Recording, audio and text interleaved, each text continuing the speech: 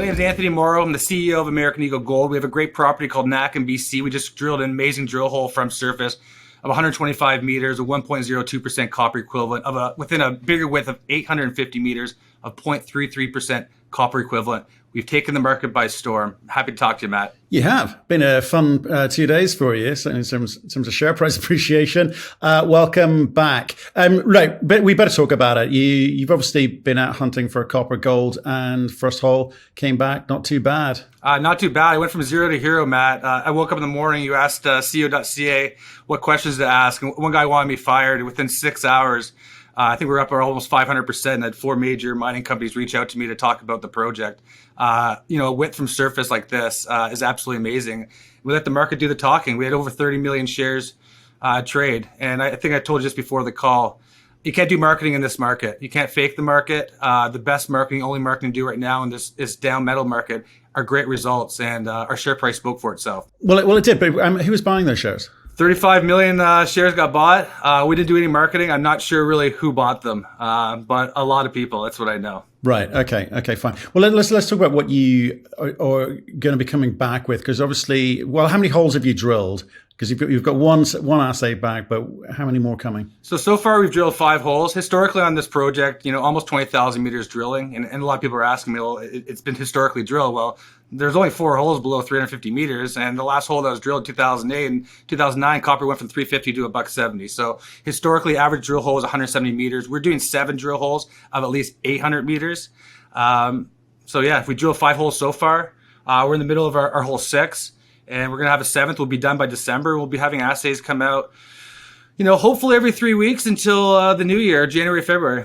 So lots of news to come. Okay, so you've got a bit of old data in there too. But with this hole, most of the mineralization seems to be shallow. Okay, I know you've gone down to 800, 900 meters, but you're seeing most of the reward coming up the earlier drilling. So what are you expecting from the other holes? Does that represent what you thought going into this?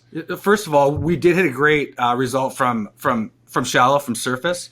But this was the best hole ever drilled in this property. Even the previous holes that you saw, this was by far the best.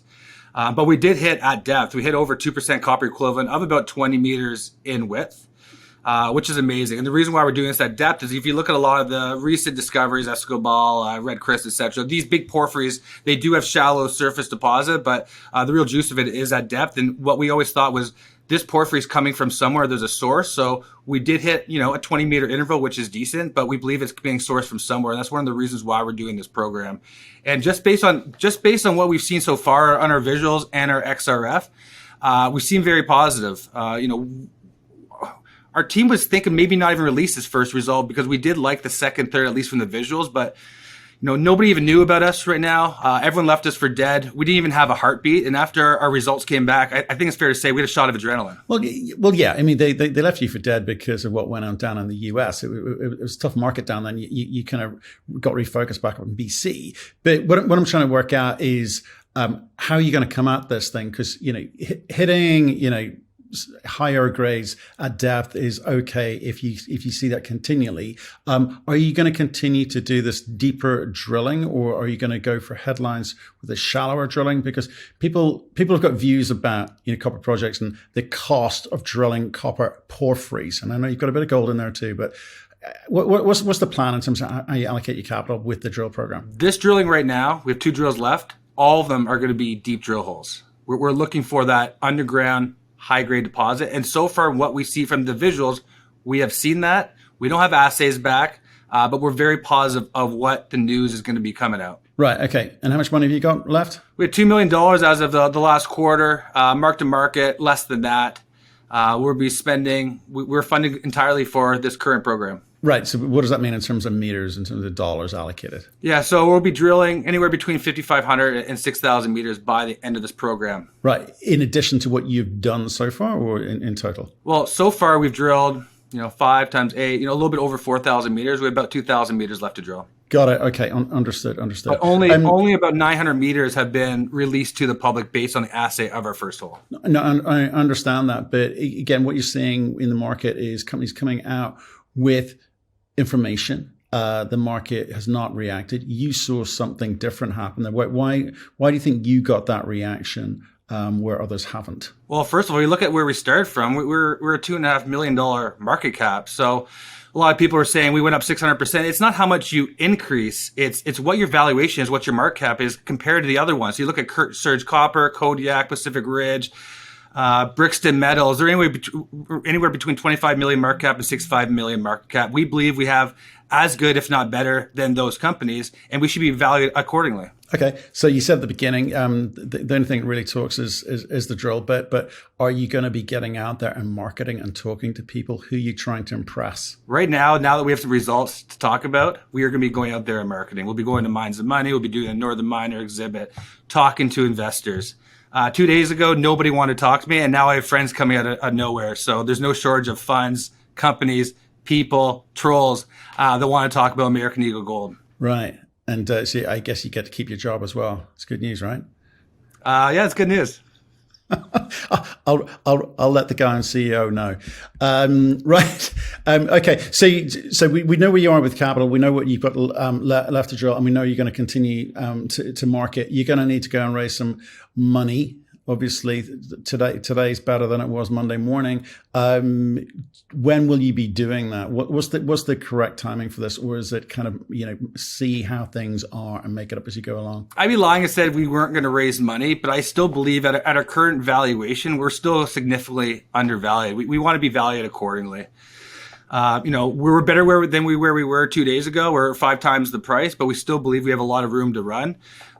We've seen the visuals of our drill holes. We know it better than anyone else, and we have 4, 5, 6 more drill holes to come out that we believe that the market's going to have a positive reaction to. So we believe our share price is going to go up accordingly. We're seeing a little bit of a consolidation right now, but what's positive, we went from 3.5 cents to over 24 cents, Matt. 3 days later, we're just at 17.5 cents, which is not much of a dip off. So we're consolidating right now. I believe we have another pop coming up. Right. And so give me the time frame for all the rest of the assays to come through in terms of the drilled holes, and the time frame for the rest of the drilling and those assays to come through, because it would seem if all of that data is representative, if your first hole is representative of what we could see going forward, that's going to be a much better time to have a conversation. So give me that time frame. If I were to guess when assays are coming out based on these labs, I'd be lying. But our guess is in the next 3 weeks we're going to have our second hole assay coming out, and 3 weeks after that another assay coming out. But anything could change with these labs. So just do the math, 6 more holes times 3 weeks. You're looking at about 18 weeks till all of the information comes out to the public. Man, that sucks. That's got to be very, very frustrating, because in terms of your ability to kind of time the market, you want all the information possible. Is there any kind of way to kind of shortcut that process? There really isn't. You got to wait for the labs, and we'll put out 1 hole at a time if we have to. To give people as much information, keep the story going, and show them that what we see. But we got to wait for the labs coming out. We're not going to coming out with information based on our XRFs. You lose all credibility that way. We're coming out with the assays. We got to wait for it. But good news is worth waiting for. Okay, and you kind of frame this as a porphyry discovery. I mean, we're 1 hole in, right? So that's pretty ballsy. So talk to me about why this is a discovery and why people should be viewing it as such. I don't believe I said it was a discovery. Our main hole was a great result. It's on the front page of the PowerPoint. Canada's newest porphyry discovery. Well, you know what? Maybe we shouldn't have put it there. This porphyry's been there for many years. What we did discover, which is 100% true, is the high grade at depth, which is a completely new area that people haven't drilled before. So we believe maybe it should be stated as, Canada's newest porphyry high grade underground deposit. So maybe we should change the wording of that PowerPoint, but what we've drilled and what we've discovered here so far, especially in the first drill hole, has not been discovered in the area. It's the furthest depth drilling that's been done, in this Babine camp, and that includes our properties next door. Okay, well, you've written my headline on the video. Thank you for that. It's a little too long to put in the PowerPoint. I'm really sorry, Matt. Anthony, look, thanks for coming on and telling us all about it. I guess people are going to be all ears, all eyes on the assays as they come through. Well done, and we'll see you soon. Can I add one thing in there, Matt? Sure. So I really want to tell a really quick story, and I hope you have time. The reason why we found this deposit, my uncle's a geologist. He worked for Freeport. I believe I told you this over the phone a couple of months ago, and he did the original mapping for Grasberg. His name is Gary Artmont. I would never say his name before. I'll tell you why I'm saying it right now. I love the guy. I was closest with him than of any of my uncles and aunts. And what happened was we were about to start our drilling in Nevada. And he told me, he goes, you're going to have some trouble hitting something there. You really need another asset. And he goes, I've been working in this business for 50 years. It's the second best target I've seen. I can't guarantee anything. It's the second best target I've seen since Grasberg. You have to get it. And we said, we like our Nevada property. We're not going to confuse investors. That was August. We said no. December, he came back and he goes, Tony, with all due respect, you're a CFA, you're finance. You don't know geology. Listen to me. I've been in this business for 50 years. Get it. So he forced me to get it. And before I did that, geologists treat all their properties like they're their children, right? You got a child causing trouble, you don't think he is. So I said, listen, I'm going to talk to a geophysics. A lot of the work that was done that saw these targets was based on geophysics. I hired the best geophysicist in the world, I believe. His name's Steve McMullen. He did the geophysics for Ivanhoe, discovered the Kamoa property. And we paid him to vet the property, and he vetted it. And that's why we purchased it. And we really do believe in it. We love the targets. We love the area. It's got full infrastructure. But one thing I got to let you know is 1 month into doing this drilling, Gary was overlooking the drilling. He actually passed away suddenly. He was in Ecuador, and he just died. And we were emailing him, trying to figure out where we're, determining where we're doing the second hole, and he just passed away.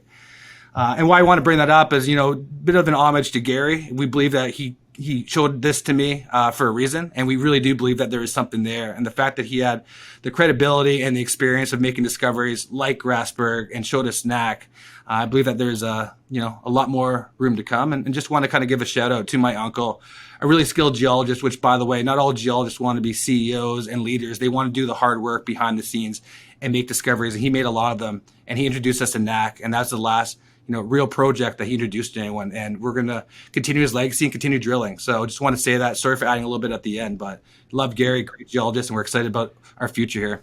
Well, I just thank you very much for sharing that with us. That's very personal, and we appreciate that. So best of luck to you. With the drilling. Thanks for sharing that story. Stay in touch let us know how you get on. We need high-grade copper projects. I know this copper gold, but copper's the thing that's exciting the market at the moment. So we'll see you soon, okay? Look forward to speaking more, Matt.